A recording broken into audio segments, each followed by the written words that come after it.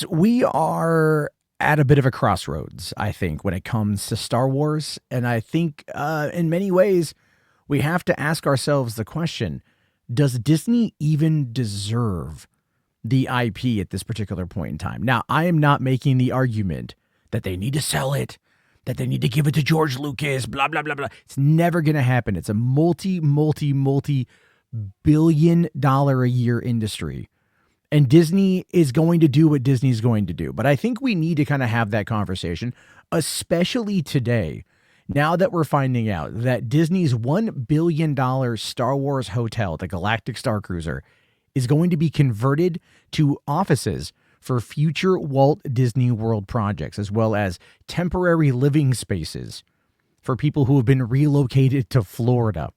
So yeah, the hotel that was launched in 2022, closed in 2023, costing approximately $6,000 for a party of 4 to spend less than 2 days in an immersive environment where you could spend upwards of $5,000 more getting the most expensive drink on the Galactic Starcruiser that was presented to you in an old ice cream maker that was seen as a prop in Empire Strikes Back. It is wild to me in so many ways that this project has been allowed to languish in such a way when the answer to solving all of those problems was actually relatively easy. And it's the one thing that Disney simply will not do. They do not want to do this. And let me explain. I've said it before and I'll say it again. The biggest problem Disney has is trying to be forward thinking with Star Wars as a narrative. Star Wars is a lot like World War II. World War II movies or TV shows are awesome. We love them. We know the outcome of the war. We know the hardcore historical aspects of it. We know how bad and dire things got. But the reason why we always go back to those stories and why we always enjoy watching those stories is Nazis bad. Allies good. Hitler bad. U.S. troops, English troops, Russian troops, good. These are very clearly defined lines of good versus evil. Star Wars, rebellion good, empire bad. Very clear, defined ideas, even though ultimately the empire was based on America and the rebellion was based on the Viet Cong. Whatever. Okay.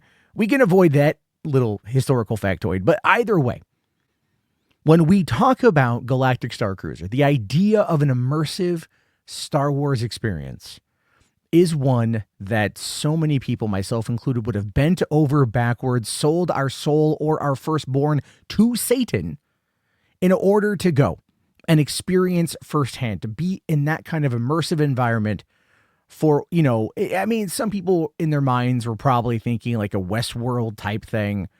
It's not. It's basically like extended dinner theater, and that's fine. Dinner theater is fun. You should go do it if you've never done it. But the problem is that they tied it into Batuu. They tied it into Galaxy's Edge. And that was the wrong thing to do. Disney, when they bought Lucasfilm in 2012 for $4.08 billion, obviously wanted to propel the franchise forward. They wanted us to go 30 years into the future, to tell the sequel trilogy, to build out the sequel trilogy, to rely on the brand, rely on the IP, and get everybody wanting Star Wars now, not Star Wars then. But yet they come out with The Mandalorian. And The Mandalorian reignites the fan base, set 5 years after Return of the Jedi. I've said this.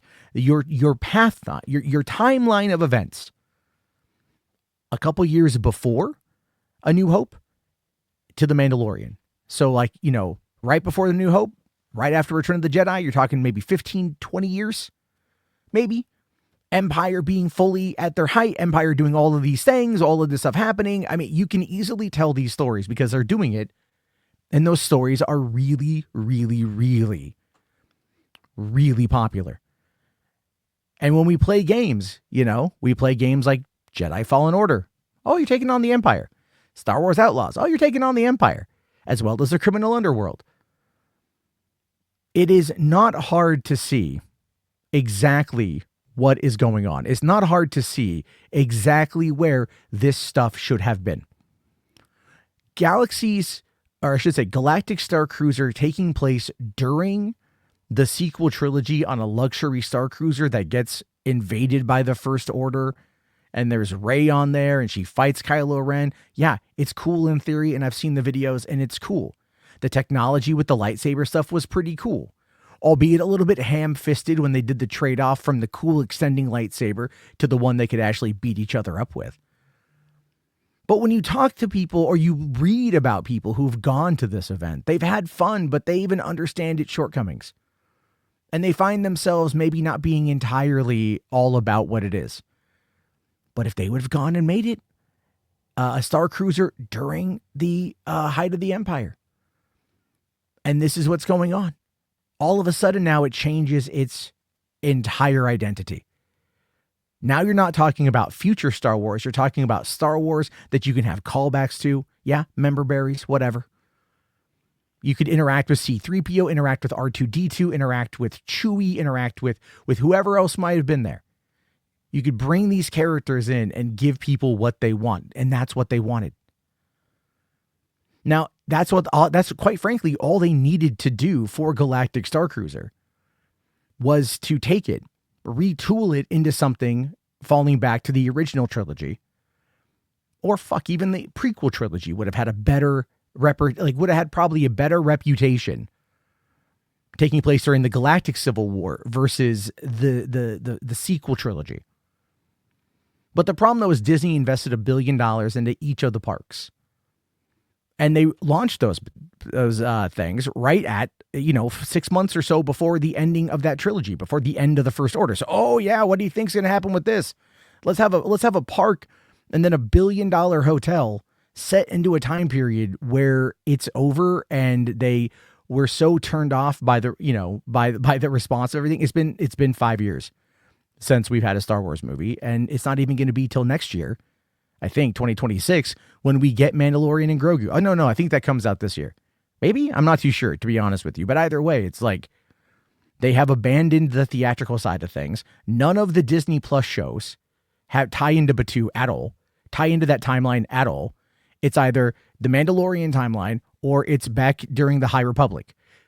They don't know what they want to do. They don't know how they want to proceed with this. And they've spent all these billions of dollars trying to figure out a way to do it, but they simply just don't know because they don't deserve the property anymore. They just don't have a way to handle it that's going to be faithful to its origins, as well as being faithful to the hardcore fan base that's been around since they were kids. And that's going to get them to bring their friends, their family, their children. I'm sorry, if you were to ask me, do you want to go meet like a Han Solo type thing, or do you want to go see, a Kylo Ren? I'm like, yeah, no, definitely Han Solo or Vader or whatever. Now, what I don't want to, the thing is, I'm going to be maybe a little bit pretentious here when I say this, and I can acknowledge that. But if you're going to come in the comment section of this and be like, Star Wars needs to move forward, no, it really doesn't. It doesn't. Look at it like Indiana Jones. Indiana Jones is great. We all love Indiana Jones. Awesome stories. Guess where the timeline is? Oh, the Nazis. They moved him out of the Nazis and into the communists, into the Russians in Kingdom of the Crystal Skull, highly lauded, right? Or a criticized film. Dial of Destiny had the opening 25 minutes where he fought Nazis, and guess what? Awesome. And then he still went and fought Nazis in the movie. Even in the 60s. Because they understand that the core aspect, the core idea of Indy's enemy is the ultimate evil. And in many ways, Star Wars follows into the same exact scenario. I don't want to call it a trope, but like a scenario. And so if you have these characters battling the enemy that we all know is the enemy that there is no chance of redemption, there's no chance of them, winning, but we still fear that they could one day win. It's just like, this is what it's all they needed to do was just do that. But instead, you know what they did? They took it as a tax write-down. They took it as a damn tax write-down. Can you believe that? Can you believe that? Look, I understand that like it wasn't as successful as they wanted. It came out, like COVID wasn't fully over yet, and it cost so much money, and there was fears of a recession, and it just came out at a bad time. So what you do is you take a loss on it, because it's not like Disney doesn't have infinitely deep pockets, and you make it affordable, and you make it engaging and entertaining, and you let people come on into it, and then you build up that specific fan base. But you got to make it affordable for families. So I don't know. Disney doesn't deserve Star Wars at all. I mean, they announced this thing back in 2017 at D23, and it opened almost 5 years later. And then it closed a little over 13 months after that. They don't deserve it. They don't deserve it. It's not that they've put out bad content entirely. It's just that they do not deserve what they have, because they squander it so greatly. All because maybe they just don't want to go back and pay anyone any royalties for any of the earlier stuff. Right? Maybe that's what it is. I don't know. But at the same time, fans want the original trilogy. And the fact that they don't even want to acknowledge it feels like half the time. I mean, well, you got Mandalorian and you get that. I'm talking like the movies and whatever, right? But even Mandalorian, when it leaned into the Empire, that, at the end of the Empire, before the Empire became the First Order, it's at least engaging. The remnants of the Empire is definitely interesting. Moff Gideon was interesting. You know what I mean? Like, all of that stuff was interesting. Stuff in the sequel trilogy wasn't interesting. It just dropped the ball.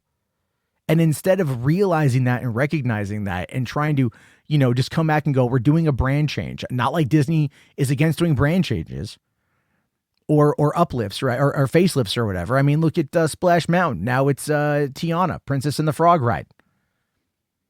Cool, I guess, but they're not against it. But they don't know what to do with Star Wars. And they're not even taking a damn chance and trying to figure out the right course of action for those of us who grew up with it and absolutely fucking love it. Anyway, let me know your thoughts. My name is Matt. I'll talk to you later.